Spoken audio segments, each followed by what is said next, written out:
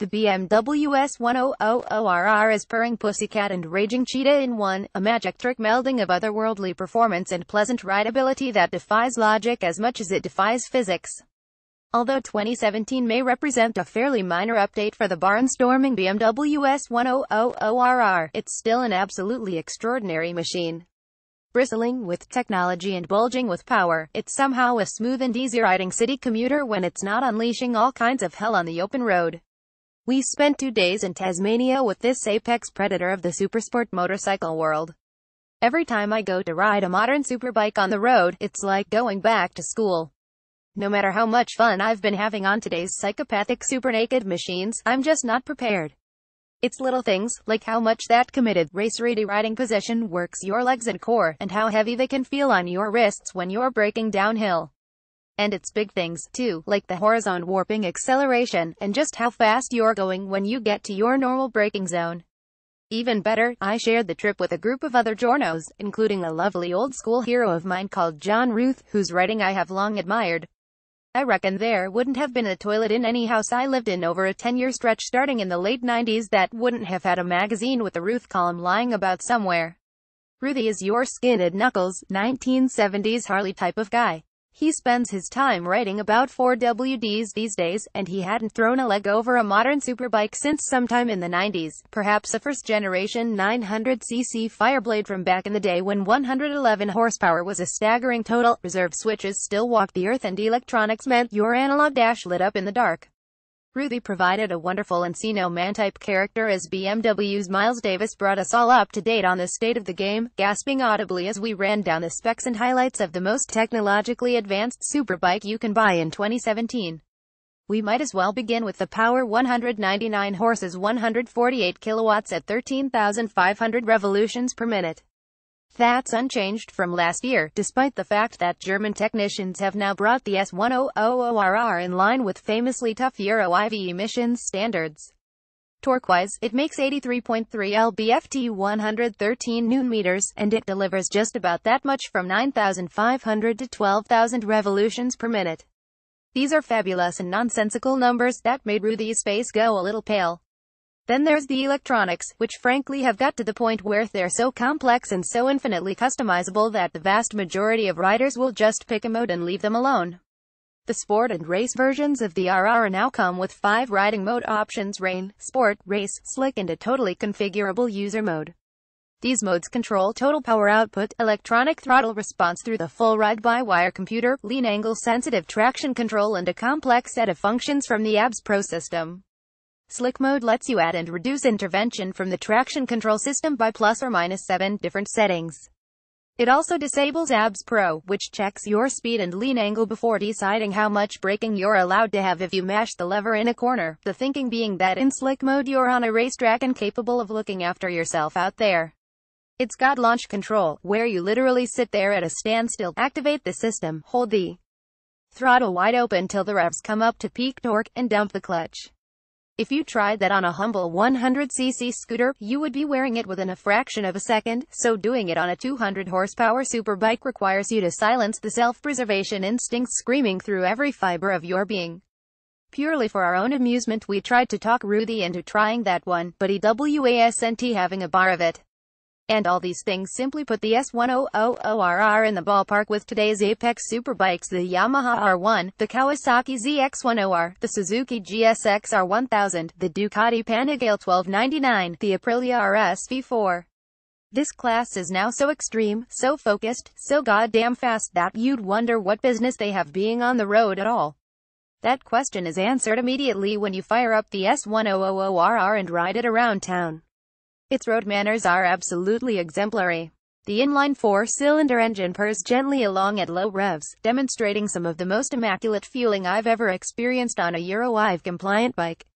Sixth gear may be capable of well over 300 km per hour, 186 miles per hour, but it's also perfectly happy to roll along at 30 km per hour, 19 miles per hour without chugging or struggling to pull away.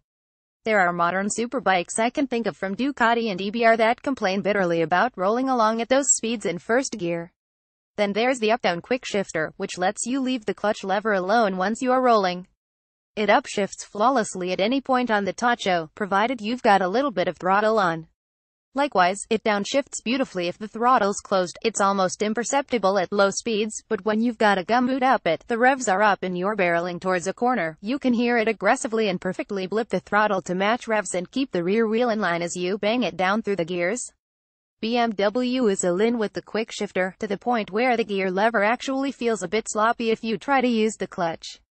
Forget about it, the computer can do it better than you. It feels great as it romps through the cogs, and it's lovely to have a little extra brain space free to think about your lines, your throttle inputs, your braking, or heck, what you're going to have for lunch. The suspension is terrific on the standard S1000RR. For some reason, BMW seems to be one of the only brands I just jump on and ride without ever having to change a suspension setting. But upgrade to the sport or race versions and it becomes transcendent, with the addition of dynamic damping control. DDC is like having a tiny suspension technician riding along with you, furiously tweaking the settings on the forks and shock in response to the road surface, your lean angles, throttle and brake inputs, and the front to rear weight balance of the bike. 100 times a second it works out what needs changing, and those changes are effected within a tenth of a second. For example, on a bumpy section of road you'd require a softening of the compression damping. Hit a big dip mid-corner, you'd suddenly want some extra rebound damping so you don't get bounced out of your seat on the exit. Lean the thing way over in a smooth corner, and you want a firmer setting. Brake hard, and you'll want to control fork dive with some extra compression damping on the forks. Lift the front wheel, and you want to drop the compression damping on the forks to near zero, so it can touch down as gently as possible. On the track, it's very noticeable, particularly when the front or rear wheel is coming back onto the deck. On the road, it's actually pretty subtle. It just sort of feels like the road itself is smoother. Rough and bumpy patches just feel like less of an issue.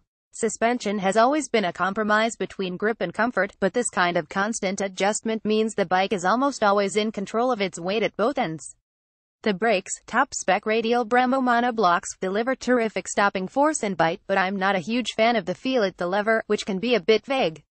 More than once I found myself getting on them too hard, because I wasn't getting nearly as much feedback through the lever as I was through the sense of deceleration. Fine control took some getting used to, but the ABS system works so well in wet or dry that safety was never the issue. BMW seems to have been very deliberate to engineer a bit of character into the S1000RR. As you open the throttle, the engine develops a nicely controlled raspiness to its soundtrack through the mid-range. And should you make it to the vaunted top third of the tacho with the throttle open, be prepared for an absolutely stunning rush of stomach-churning acceleration as the bike howls a song of freedom. There's a road in Tasmania, many of you will know which one I'm talking about, but let's keep it to ourselves, shall we? That starts out with some nice, hard, constant radius cornering, then opens out into broad sweepers to really put you into attack mode, then deposits you onto a lovely smooth straight that cuts through a remote valley. It's the kind of place where you can pin the throttle to the stop quick shift at the red line, launch yourself at the horizon and let this bike show you what it was born to do. The feeling is one of total precision and control, undermined by a rapidly multiplying number on the dash that you know should terrify you, and a blurring of vision as the scenery hurtles past you. It shouldn't be possible to feel so calm amidst such violence, but the RR handles both docile road speeds and outright top gear lunacy, and slick, mossy, wet, bumpy roads, for that matter, with the same sense of understated confidence. In my book, that's some kind of magic act. And if some of us are getting a little jaded and accustomed to just how stunning these kinds of machines are, it's all jerked back into context every time we pull to a stop. Because Rudy is losing his mind every time he steps off the thing. He's in a constant and infectious state of joyous disbelief. First when he feels the top-end acceleration, again when he realizes you can mash the brakes in a corner without consequence, again when he discovers just how hard he can goose the throttle in the rain, gassing it out of slippery corners so hard the front wants to lift, again when he realizes he can flick on cruise control on the highway and give the OL wrists a rest, and again when he notices that the dash gives you a readout of your maximum lean angle to the right and left for each time you ride it. In fact, as the trip wears on, the miles mount up, the bones start aching and the weather gets worse, while the rest of us are subtly and not so subtly fighting for the keys of the K1600 GT Tourer and the S1000XR. Old Ruby keeps going back for the S1000RR, the Sport Edition no less, optioned up with lightweight wheels. It's not the most comfortable bike over the length of a road trip, although it's comfy for a superbike. but it's a technological marvel, a level of refinement, performance, intelligence and precision that was absolutely beyond a rider's wildest dreams 20 years ago. I wish everyone could experience just how manic and sure-footed it can be at once. I reckon Rudy's thinking to himself he's here for a good time, not for a long time, so bugger it, let's take the one that keeps blowing his mind, not the one that makes life easiest. And I reckon that's a great approach to life. The S1000RR standard model goes for $21,990 in Australia. The Sport Pack with cornering abs, dynamic damping control, launch control, cruise control, heated grips and a few other goodies is $23,990, and the race model, which adds lightweight forged wheels and a single seat with no passenger pegs, costs $25,690. In the United States, the model range differs but begins at $15,695 for a base model and $18,845 for a premium package with DTC, quickshift, dynamic damping control, forged wheels, cruise control and ABS Pro, among other goodies.